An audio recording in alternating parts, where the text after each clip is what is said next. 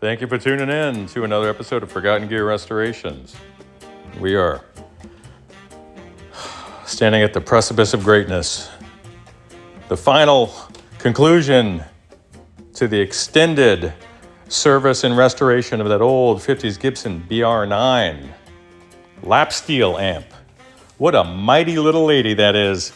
Don't forget to like and subscribe, share, do the whole thing. Super happy to have you here. Bye. Joe, what's up, Bubba? Going handheld really quick because I have to go meet a customer. This is your fully serviced amp. I do have to clean up some flux here and there and see if I could brush out the chassis a little bit more. But it's that gummy residue from the old caps. But take a peek.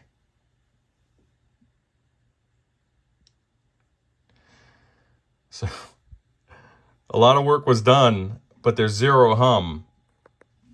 This is the amp fully cranked up. There's barely any hiss in the background now with the improvements to the grounding scheme, the lead dress, component choices and placement.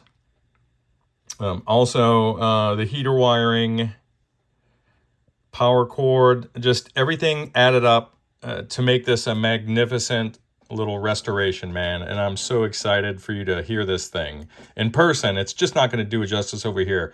It's got a beautiful, bouncy, vintagey clean that's not dull or flat. Switching to a bridge humbucker, there's some light crunch. It's a mostly clean amp as you might expect it to be, given what it was meant to amplify. But what a nice little sound, especially out of this little speaker. Fully cranked up, not stressing this speaker out at all. Just you're looking around, what, two 6v6s in parallel? Single-ended parallel. You're looking around 10 watts. Just perfect for the form factor. Little box, little handle, little speaker, little chassis. Little volume, but man, what it's making is really beautiful, and I'm really excited. This is fully cranked up. Remember what it was like last time?